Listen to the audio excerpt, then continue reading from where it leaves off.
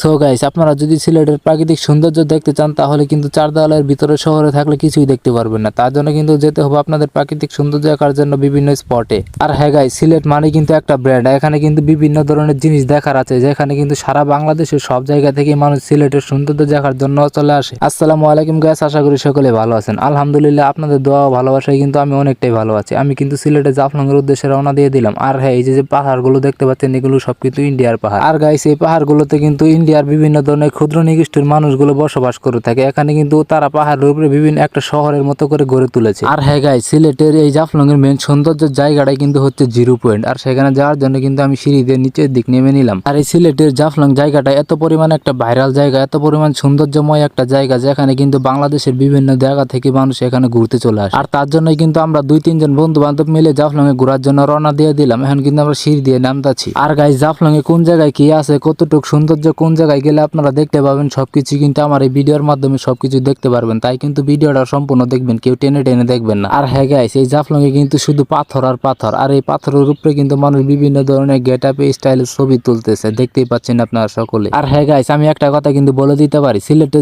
যেগুলো সৌন্দর্যময় জায়গা, পর্যটক কেন্দ্র আছে ঘোরাফেরা করার জন্য, সবচাইতে কিন্তু বেস্ট জায়গা কিন্তু এইটাই। আর তার জন্যই কিন্তু গাইস, এখানে বিভিন্ন জেলা থেকে মানুষ ঘোরাফেরা করার জন্য চলে আসে। আর হ্যাঁ, আমরাও কিন্তু এখন জাফলং এর জিরো পয়েন্টে মেন যে সৌন্দর্যের জায়গাটা, সেখানে কিন্তু চলে আসছে। আর এখানে আসতে না আসতেই কিন্তু আমার চোখে একটা জিনিস পড়লো, যে টিকটকাররা যে ভিডিও করে সেইভাবে কিন্তু একটা পিছিয়ে এখানে ভিডিও করতে হয়। তার জন্য ভাবলাম কেউ একটু ভিডিও করে জনগণকে দেখিয়ে দেয়। আর গাইস, আরেকটা কথা বলি, এই যে নৌকাগুলো দেখতে পাচ্ছেন, এই নৌকাগুলোতে কিন্তু আপনারা ভুলেও উঠবেন না, কেননা তারা কিন্তু বিভিন্ন ধরনের কেচাল শুরু করে দিয়ে। এই যে হাত দিয়ে যে আমি একটা ব্রিজ দেখাচ্ছি, সেটাই কিন্তু হচ্ছে ঝুলন্ত ব্রিজ। আর গাইস, এখন যে আমি পাথরটা হাত দিয়ে দেখাইলাম, এটাই কিন্তু মানুষ বিভিন্নভাবে বলে থাকে যে এটা কিন্তু একটা মাজার। আর গাইস, এখানে আসার পর কিন্তু আমরা ক্যামেরা দিয়ে ছবি তুলে নিলাম, কেননা এত দূর থেকে গিয়েছি, আর স্মৃতি হিসেবে কিছু ছবি তুলে রাখবো না, এটা কি হতে পারে। আর গাইস, আমি এখন কিন্তু আরেকটা জিনিস আপনাদের দেখাবো। এই যে রং করা পাথরগুলো দেখতে পাচ্ছেন, এটাই কিন্তু হচ্ছে ইন্ডিয়া ও বাংলাদেশের ভিতরে জাফলং এর যে বর্ডারটা আছে, এইটা বর্ডার। আর এই পাথরের ওই পাশে কিন্তু ইন্ডিয়ার বিএসএফ এরা পাহারা দেয়, আর এই পাশে কিন্তু বাংলাদেশের বিজেপি পাহারা দেয়। দেখতে পাচ্ছেন যে ইন্ডিয়ার বিএসএফ তারা কিন্তু